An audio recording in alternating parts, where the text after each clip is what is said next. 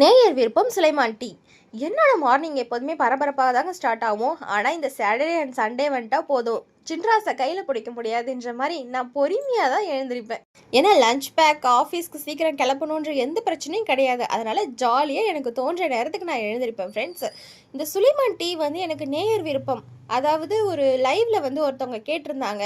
அதனால இன்னைக்கு அதை ட்ரை பண்ணலான்னு சொல்லிட்டு அதுதான் போட்டுட்டு இருந்தேன். இதை சுலைமான் டீன்னு பேர் வச்சதுக்கு பதிலாக இம்யூனிட்டி பூஸ்டர் அப்படின்னு வச்சிருந்தா பேர் ஆப்டா இருந்திருக்குங்க. ஏன்னா இதில் போடுற எல்லா இன்க்ரீடியண்ட்டுமே உடம்புக்கு அவ்வளோ நல்லது.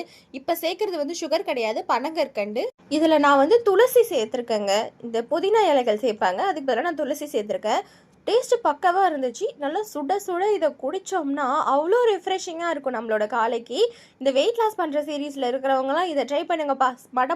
மட்டன் வெயிட் அழகாக குறைஞ்சிடும்.